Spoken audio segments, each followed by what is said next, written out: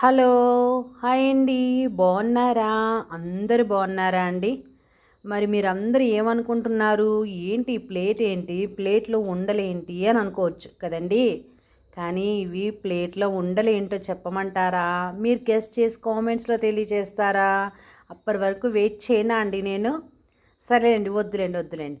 ఎందుకంటే మళ్ళీ ఇంకా వేరే వీడియోలు పెట్టేస్తాను కాబట్టి మీరు కూడా గెస్ట్ చేయాలంటే కొంచెం టైం పడుతుంది కాబట్టి నేను చెప్పేస్తాను. మరి ఏంటంటే కొబ్బరి ఉండలండి. కొబ్బరి, పల్లీలు, బెల్లం కలిపిన ఉండలన్నమాట.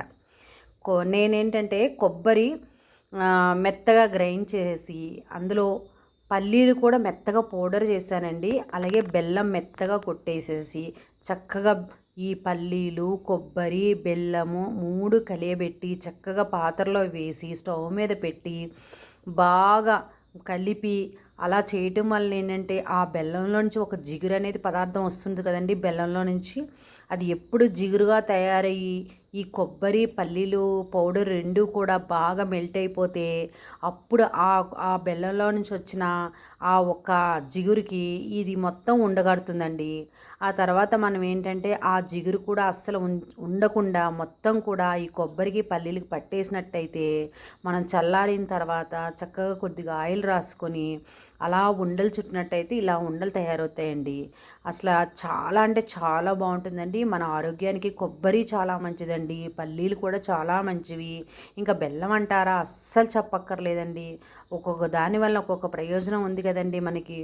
కొబ్బరి తినటం వల్ల అండి మన హెయిర్ చాలా సిల్కీగా, చక్కగా షైనీగా, అలాగే లాంగ్ హెయిర్గా మనకు పెరుగుతుందండి.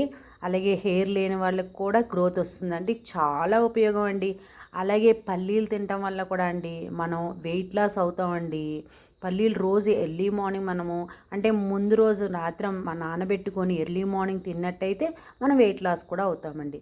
ఇంకా బెల్లం అంటారా, బెల్లం తినటం వల్ల అండి ఐరన్ కంటెంట్ చాలా ఉంటుందండి బెల్లంలోని. అందువల్ల ఏంటంటే బెల్లం కూడా అండి మన సాధ్యమైనంత వరకు కూడాను ఏ స్వీట్స్ రెడీ చేసుకున్నా కూడా అందులో బెల్లం యాడ్ చేసి మనం చేసుకున్నట్లయితే చాలా ఉపయోగకరం అండి. మరి మా కొబ్బరుండలు, పల్లీలు, కొబ్బరి, బెల్లము చేసిన ఉండలు మీకు నచ్చినాయా అండి?